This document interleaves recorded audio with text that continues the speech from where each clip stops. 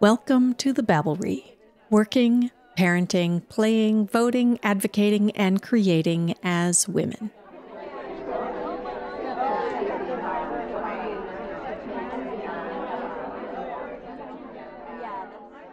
This is your host, Suki Wessling. A few months after the war in Ukraine started, I reached out to my coworker, Lidiya. She and I both teach online courses for mostly homeschooled students, and we came about our jobs in the same way, through homeschooling our own children. One of Lidiya's children is a competitive swimmer and the other is a diver. In a version of what homeschoolers call world schooling, the family spent a year recently in Kiev, solidifying her children's language skills before returning to the U.S. before the war. If Lidiya's life was extraordinary in an ordinary way before the war, it took a sharp turn once the country of her birth was threatened with annihilation. In the beginning of this program, I speak with Lidiya about how her all-American online shopping abilities were put to the test when she found out that Ukrainian soldiers needed the most basic things, like fungal cream. Soon she was doing the stairs in her Kansas house wearing bulletproof gear, just to test out what it would be like to be a soldier. You'll hear all about it in the first half of this program. Meanwhile, Lidiya's friend Victoria Kuchmuk was also having an ordinary life disrupted by war. She lives in a town in the west of Ukraine near the border with Belarus. She describes it as a cute little town. Its Wikipedia page is literally one paragraph long. Her life was one that middle-class Americans would recognize, working, hanging out with her family, going for hikes. One of the aspects of this war that has interested me in particular is how so many Ukrainians have gone on with life as usual, not just because they can do that, but because they have to. Victoria spent the first months of the war going about her life at home and at work, but with a growing worry about her teen son, who had become withdrawn. Victoria explains that all of their planning was up in the air. It's hard to think about adulthood, college, and career when young men are coming back to your village in coffins. That's when Lidiya stepped in, and I won't spoil the story by trying to tell the rest of it. Lidiya and Victoria are, like the rest of us, just trying to live their lives. But the war in Ukraine has heightened the importance of every decision they make and has presented them with new, difficult choices.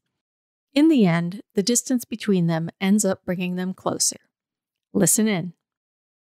Right before I was about to go to bed, it was about 11 o'clock Central Time. My cousin called me up and says, war started in Ukraine, we're being bombed. So that's when it all started. Being born in Ukraine, it's very personal. It's my family, it's my friends, it's the streets I grew up on, it's my former classmates, it's my teachers and grandparents. It started with a phone call from a friend in Kansas City, basically complete meltdown saying that her mom lives near Kiev and Kiev is being bombed, and her mom has diabetes and needs medication, and we need to get her out of there because she's not very mobile. So when besides even the bombs falling, it becomes very difficult to, in a situation like that, to receive medication and medical care, especially for elderly and people at risk. So it started off with just my friend's mom trying to get her out. So I started, since I lived in Kiev for 9 months last year, I just started calling my friends, neighbors, contacts at that time and saying, okay, we need to get her out, and started basically making connections, getting resources, meeting people who were very quick on their feet to react. Mm-hmm. That's how I got linked with one of the organizations that was formed by retired Ukrainian military guys. So they're no longer active duty. They're all in their late 50s and 60s. In Ukrainian, they're called Kazatske Bratstvo. That means like the brotherhood, the warrior brotherhood kind of a thing, I guess the translation. So they got mobilized very quickly and started getting people out of those areas. So I got contacted with them, and basically my job was to find financing for getting cars and for getting petrol, gasoline, because as you can imagine, that's became a very scarce resource pretty much immediately. So as a person on this side, being able to kind of find support in the Ukrainian community, I started a GoFundMe page, and I was able to provide that financing for those guys, and they were able to find drivers and cars and gasoline, and they would get people out from the most horrific places. I mean, one of the scariest stories was they were getting a family out of Kharkiv where a husband is mobilely disabled. So he obviously would be able to join general evacuation on buses and trains. And as we're driving out of Kharkiv, they were shot at by Russian army. So there are bullet holes forming in the car as they drive. And they're all wearing bulletproof vests as they're leaving. And it was all extremely traumatizing, as you can only imagine. So that was a lot of stories like that. But for most parts, all of the evacuations went very smooth. They were able to get in, pick up either elderly, or we also picked up people after surgery. We picked up a guy who actually just had a brain surgery like 2 weeks before the beginning of war. So he was still in the hospital when the Kiev was bombed, and they just moved him to basement of the hospital. And he was there for about a month, basically, getting whatever care he could. And they released him while Kiev was still being bombed. But officially he's released from care. So we helped him get to Western border. And then I found medical connections with Israeli group that got him medical help and medication. And so I was able to connect. Basically, we drove him right to the border, and then they picked him up at the ambulance and kind of moved him on where it was necessary afterwards. A lot of stories like that. Once Kiev was liberated and the Russian army moved out of the Kiev region, the effort with evacuation has come down, but I started receiving a lot of requests from all over, like friends whose family member is in the army, and saying, okay, those guys are basically fighting naked. They don't have helmets. They don't have the bulletproof vests. They don't have knee pads or arm pads. So they are basically on their knees until their knees bleed, fighting in street fire. So they need everything. They need Band-Aids. They need Jerusalem wraps. Those are the tight wraps. So everything. So from shoes, socks to everything. And this is where our community in Kansas City, and I think that's true for most Ukrainian communities in the United States and across the world, most of them have split. In some parts are focused on purely humanitarian aid. So we have a group in Kansas City that focuses on helping refugees, on helping those who left without a home, who basically standing with whatever they were standing and left their home and had to either evacuate to West Ukraine or to Poland or to Germany, focusing on medication to civilian hospitals. And there are groups that are focusing more on helping with life-saving equipment for the soldiers over there. I started off on more humanitarian side, but I had slowly transitioned more to life-saving equipment for the soldiers because my cousin's husband, he's the one who's fighting on the front lines. So talking to him, I can hear it from him firsthand, basically what's going on, where they are. Basically, the soldiers are just fighting with their free will and just optimism, and that's it. Their bravery, because they got nothing. So I figured that there are a lot more humanitarian groups who are helping than those who can help and understand what's going on the front lines. And those stories are the ones that hit closest to home. Like one of the stories that he told me as they were coming in, going through Zoom, to one of the cities that were under Russian occupation for quite a prolonged period of time. And as they were coming into the cities, and he could see basically body parts of little kids, Goodness.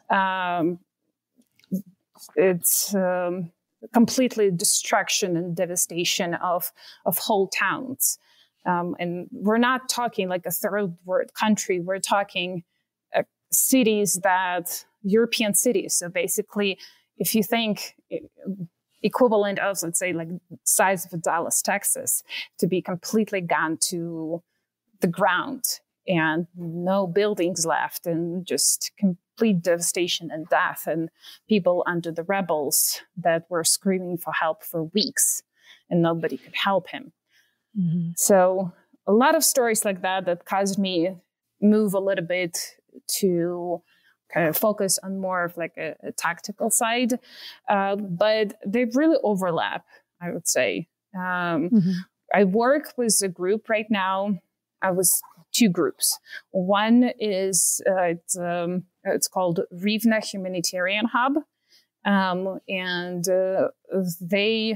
it's basically a hub where from Ukrainian communities from all over the US are sending aid, medication, food, clothing, everything that might be necessary. And then from just that hub, from that central point, it is distributed wherever it's needed in Ukraine. Mm-hmm. And I work with another group, which is actually an international group. There's a couple of British guys there. There's a really awesome girl named Liz. She's, I believe she was born in Latvia. Oh, I hope I am saying it correctly. But she speaks fluent English, and we have a couple of Ukrainian guys there. So a really fun international team, and they actually go out to the front line. They get requests, direct requests from the units and from the soldiers, what they need. They kind of send them off to me, and I try to take care of them as much as I can and send it back to them, or at least find some resources for them to get it. And then they take it back to those units directly. Interesting. So yes. What is that organization called? It's called Alex 21 for Ukraine. They have a Facebook page. Uh-huh. Yeah. Okay. Yeah. And so when you are doing this, I mean, I'm assuming you don't have any background in procuring military equipment. No. So you're a teacher. Yes. And you know what? I, as a teacher, I always tell my kids, if you put your mind to it, you can learn anything, right? Uh-huh. It's all about gathering information or organizing it in your head. Am I right, Suki? Yeah. Right? So it's the same thing. You'd be surprised in the last 3 months how much I've learned about, everything from types of bulletproof vests and which helmets are comfortable, which helmets are not comfortable, when they cover the ears and not cover the ears, the types of electronic hearing protection, what kind of... even like the little itty bitty nuances that make a difference, like the tourniquets, the one that stopped bleeding. Apparently there's really good ones and there's really bad ones. And I can sit here and tell you all about it because I had to... Wow. Almost write it, I could probably write a paper on it right now. I had to research it so much. To provide a little context, when you last lived in Ukraine, you said, how long ago was that? Last school year. So last school year we spent, August through May, we spent in Kiev with my family. Uh-huh. And what is your daily life like there? There? Oh, yeah. Because of the time difference in me working at Pacific time, I would get up at 7:30 in the morning, make breakfast for my kids, send off my kids to training. One of them does swimming, the other one does diving. They both trained in the morning until lunch, come back, eat lunch at home. Then I would send them off to a Ukrainian school where there are teachers that help them with learning language, basically like ESL, just backwards. It's for Ukrainian. And they would stay there until so the school officially ended at 3, but they would stay there until about 5. So they can get a little bit extra help with their Ukrainian homework. And they would come back here, they would come back home and have dinner and then get started on their American schooling. So because we kept homeschooling in parallel as well. And then the next day, pretty much everything repeated. My work day started about 4:30 p.m. Ukrainian time. It went on until about 2-3 o'clock in the morning Ukrainian time, and then go to bed and get up at 7:30. So that's a crazy schedule. But so what? Despite the fact that it's a little unusual, the international families often have these sort of unusual schedules and unusual schooling because you're trying to give them schooling in Ukrainian as well as, American style schooling. But other than that, you were just living a normal life, right? Normal. Yeah. They made friends. They had tons of friends. They went out skiing in the winter. They went to day camps during the school breaks. They went to the stores and cafes for ice cream with their neighbor kids. They spent time with their grandma, which lives also in Kiev, went on bike rides, and a lot of friends that they made in Kiev, my kids still stay in contact with. I made a lot of friends and connections as well. And like you said, normal life. You go to store, you come back home, make food, take kids to activities. We went to museums, went to concerts, just like everyday life here. And then things just changed so suddenly. That's the thing that is really hard to think about and I like that, you pointed out that like Dallas, as if Dallas had been leveled, that I think that most Americans have a hard time really picturing this. And, you're not even there, but your life has changed significantly. Absolutely. I'm not there, and it's hard to even sometimes for me to picture it. My friends, they would call me and say, yeah, you remember that school that we went by? Yeah, it's no longer there. You remember that the park that we visited that the kids played up? Yeah, it's no longer there. So there is not a week goes by where I hear about a funeral that's happening that is somehow connected to me. You remember your classmate's brother? Yeah, he's gone. Do you remember your grandma's friends? That they're gone. So, like I said, just because it's so personal, it makes it makes a different impression. That's good to know.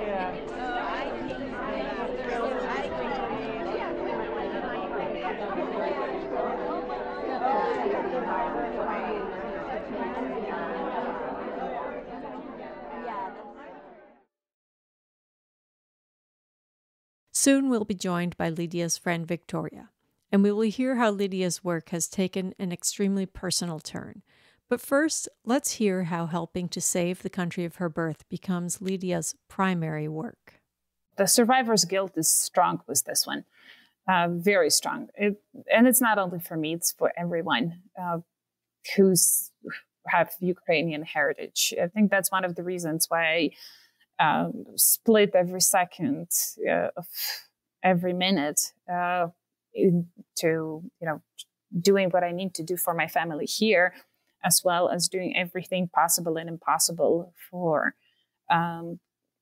aid in Ukraine, to support people in Ukraine. Because if I wouldn't be able to do something, I think I would just go insane. So just staying busy and seeing results of my work, being productive and seeing how it helps. That's what kind of keeps me moving and not having meltdowns basically every day. I can imagine. So, so more recently, you've been involved in trying to get medication over there. Can you talk about that? Yes, that has been a struggle to organize because of the FDAC levels of types of medication.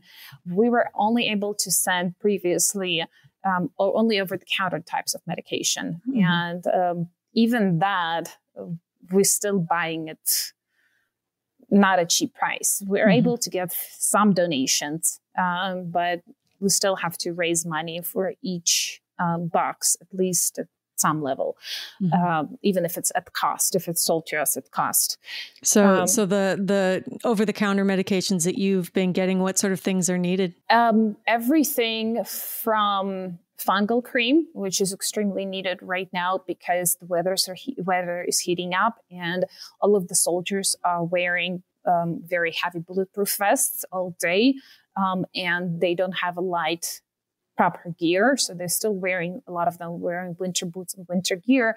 As a result, they get everything from, body rashes and, well, you can only imagine basically wearing heavy and hot equipment all day long. And when we're talking heavy, we're talking like 20 plus pounds just in the vest and helmet and all the gear additional. When I was donating some of those vests, I actually tried it on and I tried going 3 flights of stairs. I was not able to do that. And I'm definitely not, I consider myself a fit person. And for me, it was impossible going 3 flights of stairs in that vest. So they have to be obviously very strong. And everything from eye drops, we're talking reps, we're talking pain medication as in like your aspirin, Tylenol type of things. We're talking flu medication. So everything over the counter, and it has to be in large quantities. The bleed stop medication, reps, everything we can get our hands on. It's all needed there, and it's needed in large quantities. And so what companies have you been dealing with drugstore companies or directly with the producers? We have found some very nice companies that are helping us kind of coordinate directly through pharmaceutical companies. So they selling it to us at cost. So what sort of, you said that you're now trying to get some prescription medications over. What kind of prescription medications are needed? Right now, what's most needed the most is antidepressants and anti-anxiety medication and also insulin. So those basically the top two that the most requested from both civilian hospitals and military hospitals. A lot of the Ukrainian military is very inexperienced. I will step back on that. It's not the type of a training that the U.S. military get before they go fight in war. A lot of these boys, yesterday, they were programmers, farmers. And today, after getting 10 days of bare training of how to hold the weapon, they're sent to the front line. So a lot of them are psychologically very unprepared of what they're seeing. And you're seeing people dying in front of you. You can't help them. Those are children, women, civilians. You see your friends being standing on landmines and exploding in front of you. You see tears. You see just absolute terror. And none of Ukrainian population is prepared for that, and not civilian, not military. And as a result, there's a lot of anxiety attacks, and doctors and psychiatrists are having to basically figure out a way how to help these people and help them continue to function. Because the stories that I've heard in a lot of cases, when you see your wife to be blown up to pieces. When you see I have to tell you, there was just a horrible story where an elderly couple and grandma was blown up basically in front of her husband. He just took a wheelbarrow and brought the remains of her body back to the house and buried it. And that was in Mariupol. The family only found out, so there's no connection in Mariupol, that that happened only months later. Mm-hmm. So a lot of people have to figure out how to function and how to continue to live when you see children dying, when you see your mom or dad dying in horrible death. It just kills the will to live. It kills any desire to function. So the anti-anxiety medication will be life-saving, not only for civilians, but also for the military, who's, like I said, was completely unprepared and, just fighting on sheer will. Mm-hmm. Yeah. And so what is the process for trying to get this to happen? Who are you dealing with? We found a wonderful lawyer who is writing a request to receive FDAC level approval to export basically medication, a prescription and medication from US to Ukraine. If we receive this FDAC level approval, we'll be able to purchase medication here, and we have to make sure that there is a proper chain of custody. So it's only transferred, from doctor to doctor, and no chain of custody is broken. And it goes to the right places, and it goes to the correct hands every single time. It doesn't end up on black market or something like that. So the lawyer is working with them to try to figure out how to do this. And would that be a doctor, I guess, in Ukraine, and then you transfer the medications there? I already have spoken to Ukraine, to the doctor who's linked to the Ukrainian Ministry of Health. So he assured me there'll be no problem with the paperwork or connections on their side. Right now, we just have to make sure that the transportation, because the transportation of medication happens by a humanitarian aid company that has nothing to do with medication, just a humanitarian organization, that while it's transported from point A in the US to the custody of the doctors in Ukraine, there is no break in the chain of custody there. So it seems like you've been on quite an odyssey this year, in these last few months. How is it affecting your family and your sense of life in the United States? I have to give props to my family. My husband has been the most wonderful in the sense that he picked up so much responsibilities that usually would fall upon me in the family, pick up, drop off from kids from activities, cooking and stuff like that. Very understanding if I'm staying up half the night, making phone calls and keeping things organized.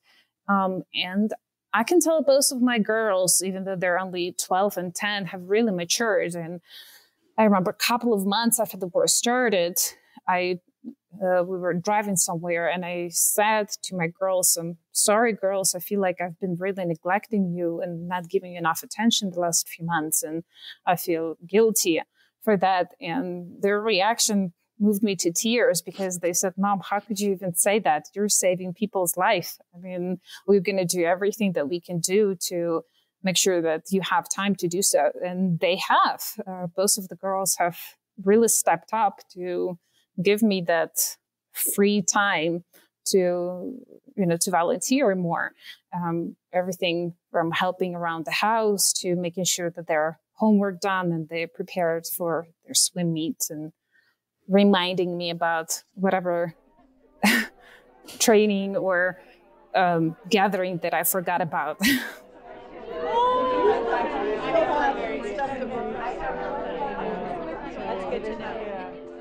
We've been listening to what homeschooling mom and teacher Lidiya Getya was doing to help her native country of Ukraine. mostly working to help people she didn't know early in the war. She also spoke about the toll her work was taking on her own family at the time. But as the war has dragged on, she stepped up in the most personal way imaginable. Let's listen to Victoria's story now. So when war began, I was studying at Kiev. I have like a business trip to Kiev because I'm working in a company that cooperates with foreign companies, and we are selling lamella or veneer from oak, made from oak, to the Europe. So I was in Kiev. I was studying. We had the third. They remember the third day of our courses, and early in the morning, I heard sounds, very loud sounds, and a window was shimmering, but I couldn't believe that something is going on, that something bad is going on. I was laying in a bed, but couldn't sleep. So then I've heard again the same sound, and again and again. Then I tried to call to my colleague that was in the same hotel that I was, and we were talking about the sounds. She asked me to switch on my TV, and then I saw Putin on the screen, and then our president, and I couldn't understand what is going on, Then I was trying to go home. It was a very long trip. I took just my small bag and went out from the hotel, just put the key on the table and then go out to find somebody with whom I could go home, because I was around 500 kilometers from my town. So there I have found a boy that was living not far from my origin. It was from Rivne, and we were looking for a car that may take us to our homes. So it was a big shock for everybody, because while trip I was ready that I will not come back, because while going home, we were observing how people are like running with their bags, with their dogs, cats, children on their arms, and they're trying to find out safe place. What will be then? We didn't know. We just had like hope for something, for the miracle that everything will be okay. Yeah. It was the worst day in my life, I think, because I said goodbye to all my family, wrote some short messages to my friends, and it was it all. Then, thanks God, I came back home. It took me 2 days to get to home, and I was with my family for several days.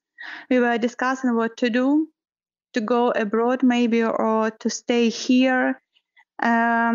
We don't know what to do, because we are living near the border to Belarus, and as you know, Russia and Belarus are like cooperating. But we've decided to stay because our parents didn't want to go, and telling the truth, me too. The best place is home, so we decided to stay. Now we are trying to live the same life, but we cannot do this because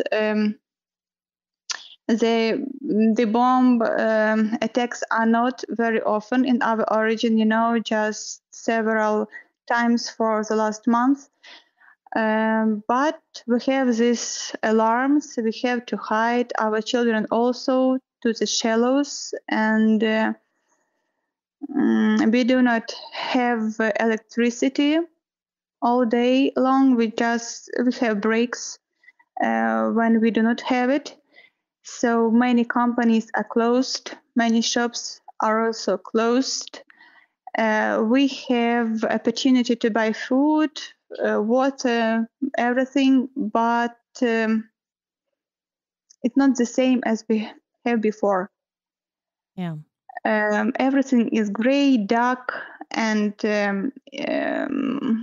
it's not as it has to be before holidays, Yeah. We don't know how to dream. Children are asking for presents. We are buying something to make them happy, but no happiness in the air. So know this, I don't know. Yeah. You may not feel free yourself to dream. You may not plan just for tomorrow. That's all. For months, it's impossible to plan something. So the days are the same. Monday, Tuesday, Wednesday, all the same. Go to work, come back home, cook, clean, children, family. But we are happy that we have this, that we have family, that we have opportunity to come back home, that we have it. I have friends that that are living in Kiev, also relatives that are living in Kiev. I have friends that live in Poltava, in Kharkiv. So it's hard to believe how people are living there. It's very dangerous. It's very hard. It's impossible to believe how they live, how they have. I don't know. Even they are very brave. They are very brave.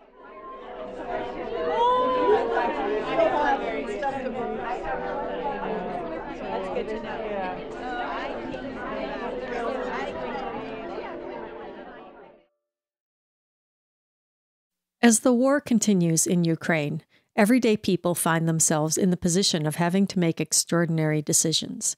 Speaking just before the Christmas holiday, Victoria talks about the life they are leading now and what led up to the decision that their teenage son could no longer stay in Ukraine with his family.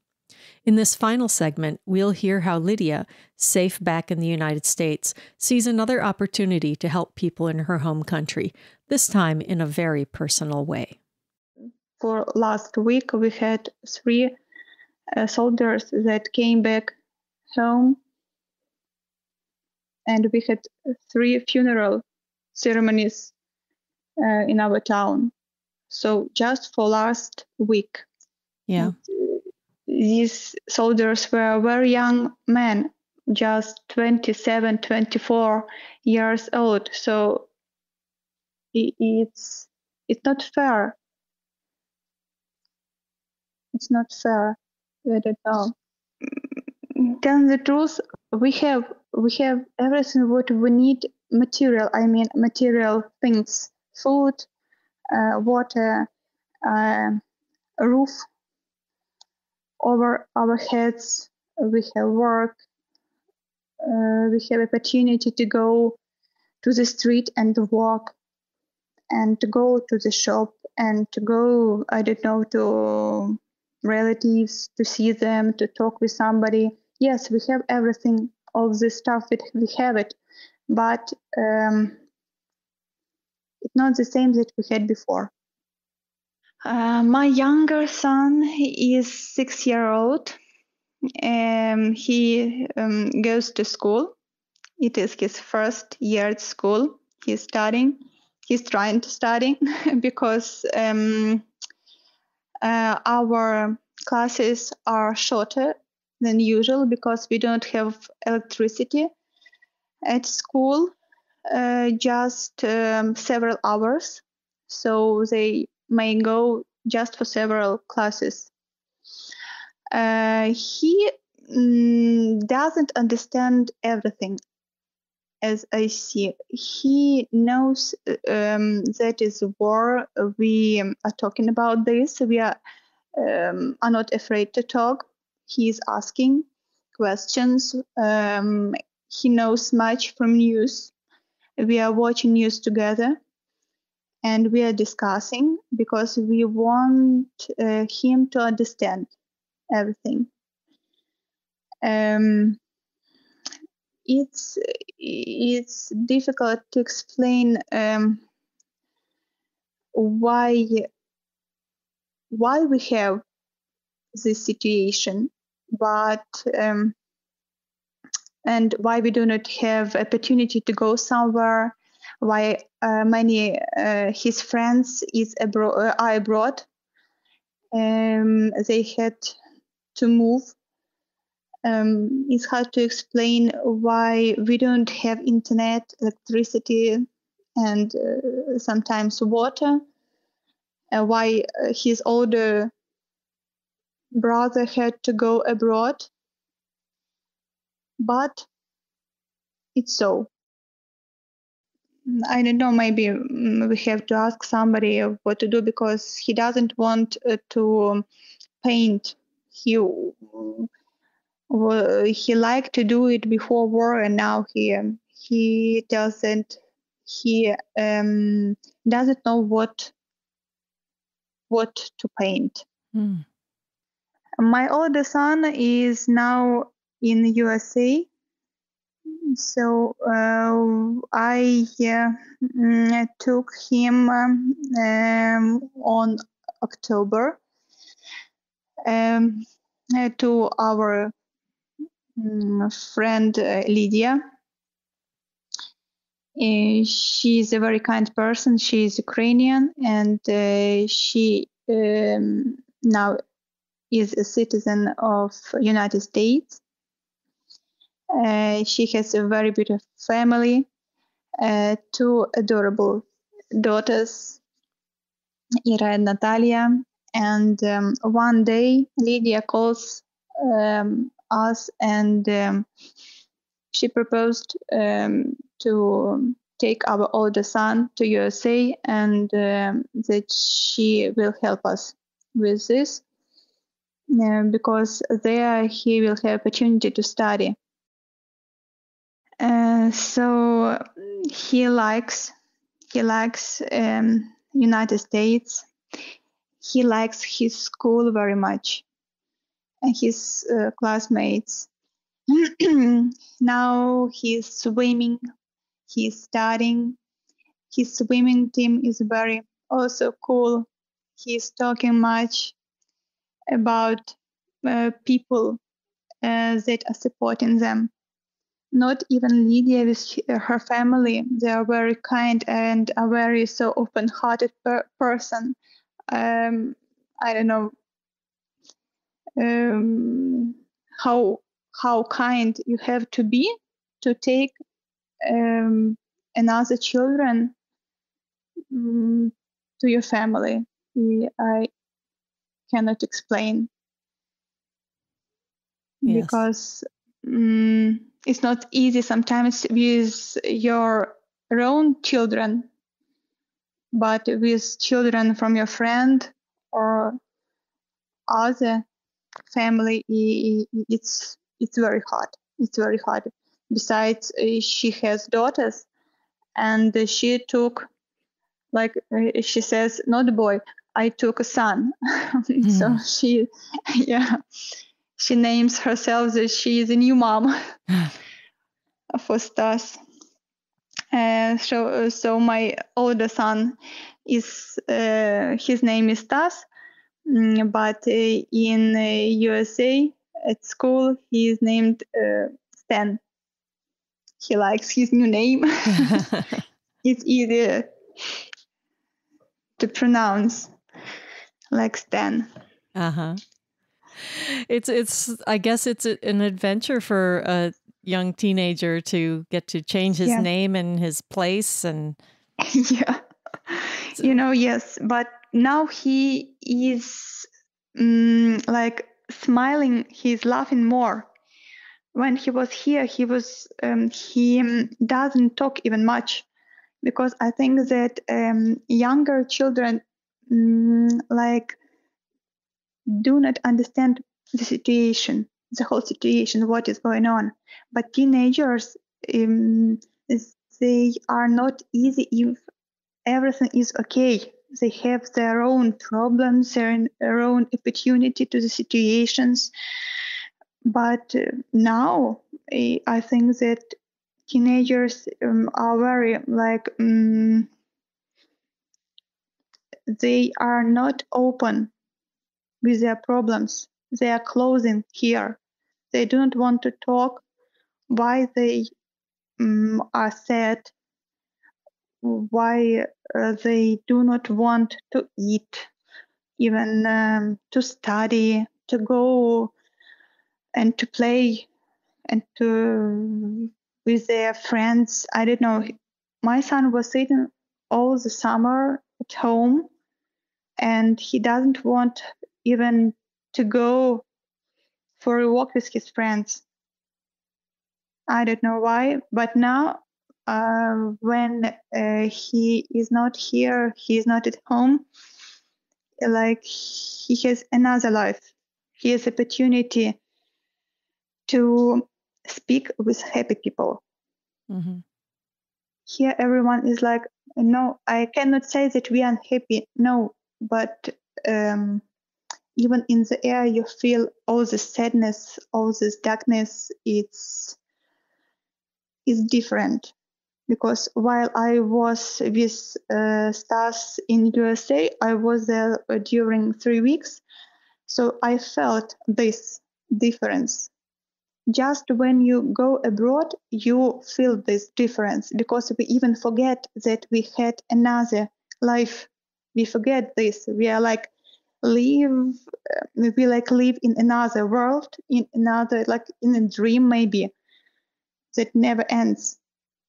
It seems that everything is okay because you are alive, your children are okay, you have everything what you need to have for life, but it's not the same. I don't know how to explain.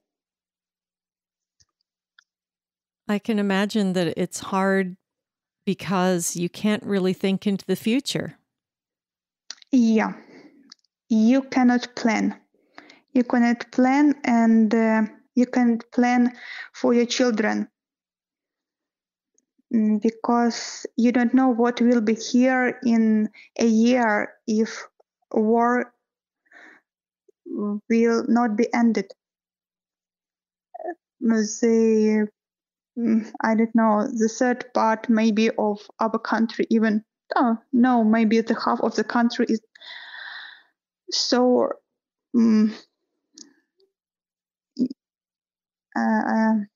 it's hard to explain me, not enough words.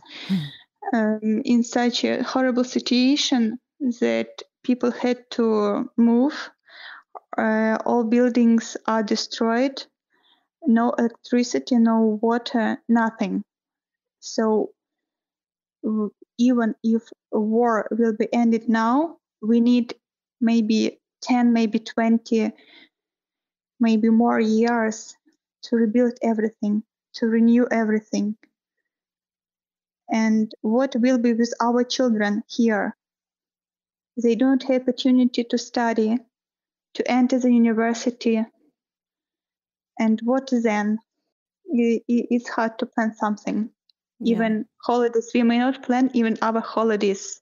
We will have soon Christmas, New Year, but what we will have, we don't know. Tell me what it's like for you as a mom.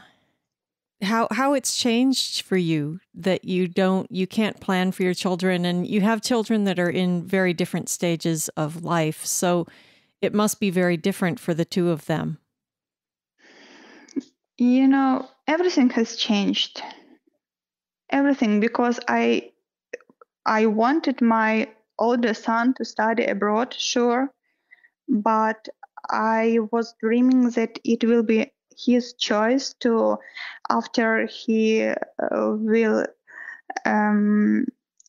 be graduated his school, and after school he will enter university, maybe in USA, maybe in Europe, I don't know. It could be your choice, not the choice that had to be done before.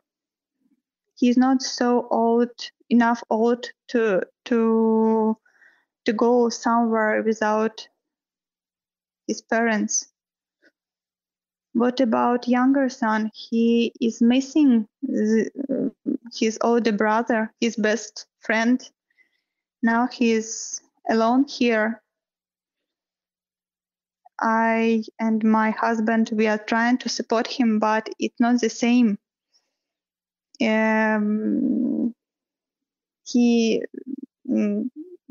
is afraid to stay alone at night. So he is escaping from his room to our bed every night because he is afraid of something. I think that now I am more strong as personality, but I am at the same time more closed. I do not want to dream because I'm not sure that I will be able to get something in future. So I do not want to be upset because of this. It makes no sense. But now we know how strong we are. And all the situation, it's like made everyone another person. We like changed, not even from bad side, because we all are sad, upset, and unhappy, but we are stronger. We are so brave nation that I couldn't believe that we are. I followed up with Lidiya by telephone to find out how Stan is doing in the U.S. She told me that the easy decision to take him into their home spawned a whole new idea. While the war rages in Ukraine, Lidiya has reinvented herself yet again, this time as an exchange student coordinator. Along with Stan, she has placed 9 other teens in homes around Kansas City, with another arriving in January. She said the teens are thriving, building their own little community far from home. While I spoke to Lidiya and Victoria, I kept remembering what Lidiya told me the first time I talked to her early in the war, when she had set about learning how to source medical supplies. As a teacher, I always tell my kids, if you put your mind to it, you can do anything. Thanks for listening.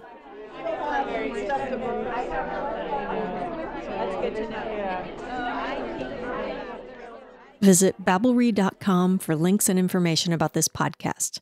The Babbelry is produced with support from KSQD in Santa Cruz, California.